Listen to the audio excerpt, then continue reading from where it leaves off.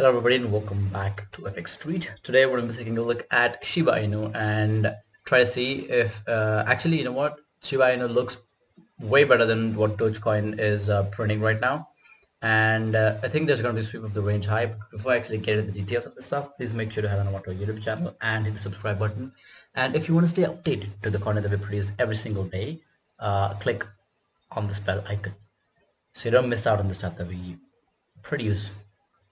Right, so back to wait, you can also give us a follow on Twitter at FXS Crypto, and if you enjoy the content that I put out here at FX Street or on my Twitter account at Mangeko with the zero at the end, please make sure to give me a follow as well, right? Because I post content every single day where I kind of explain the Bitcoin scalps that I take and the kind of the reasoning behind it. So yeah, please make sure to go ahead and give me a follow as well.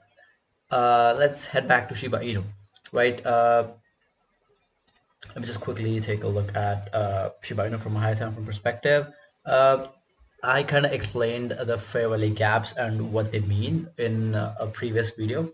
I think it was probably for Solana. So if you haven't checked out that video, please make sure to go and give it a view.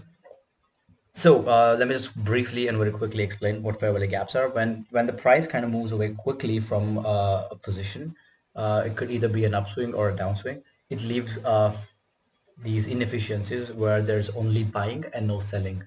So basically that is why it's called an inefficiency, because there isn't a healthy amount of buying and selling that's happened there. So basically when these gaps are created, these are called as fair value gaps.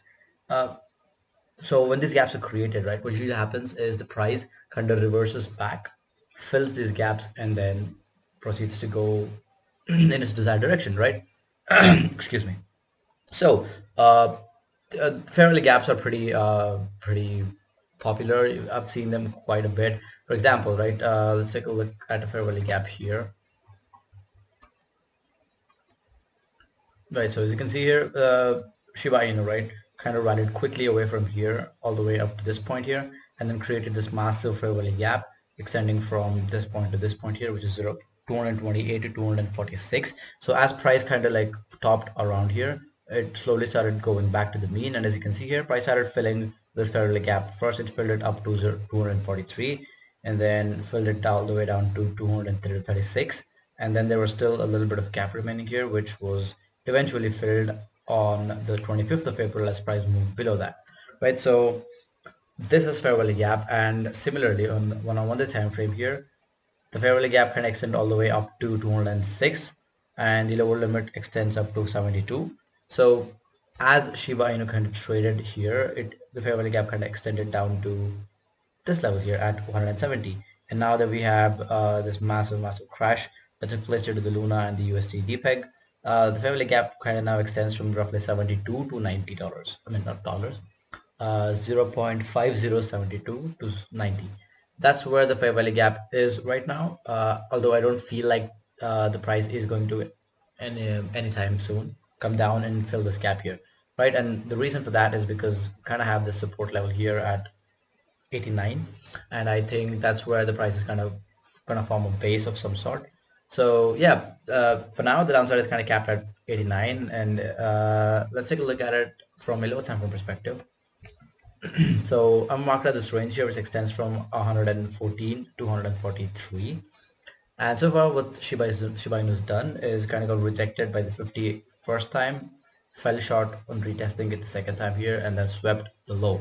And as you can see, I think this is a really good find.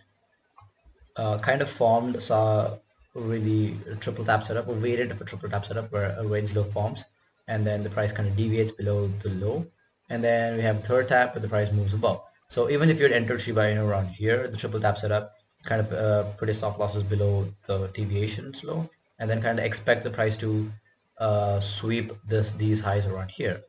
Right, this would be a really good scalp, a 4.7% scalp, a 2.16 hour trade. So yeah, that's in the past. Let's not do hindsight trades. Let's take a look at Shiba Inu right now and see what we can expect. Right, so for now, an interesting take here is that the swing highs here, here and this particular high. None of them have been tapped or like swept, right? The only thing that you see here that's happening right now is that the price, this rally here collected liquidity resting above these highs. So this is done. So we're kind of looking at these levels here, right? These highs, and these are the targets that we're going to be tackling for the next one. So what I see right now is the price is forming some sort of a triple tap setup here, and I'm expecting Bitcoin to also kind of retrace in the very shorter time frame, like probably 15-minute time frame. I'm expecting Bitcoin to retrace as well. So right now we see a perfect picturesque triple tap setup here, although there is no liquidity objective, right, to the downside. Triple tap setups only make sense if there's liquidity objective, like the ones over here. So for now, what I'm expecting is a minor downtrend followed by a move up to either the midpoint of the range at 128 or the range high here at 143 is what we're looking at. So if you were to kind of trade this somewhere around here, stop losses down here, and this is the swing trade, right? A 21% upswing is what we're kind of looking at for Shiba Inu with the 3.8 hour trade. So let's see how this particular setup fares in the next update, probably Tuesday, and if it's not completed by then, hopefully by the next Friday. So that's pretty much it, guys. If you enjoyed this analysis, please make sure to like, comment, and subscribe. And if you have any doubts or questions, leave them in the comment section, or you can either contact me at Twitter, on Twitter at Mangeko with the 0 at the end.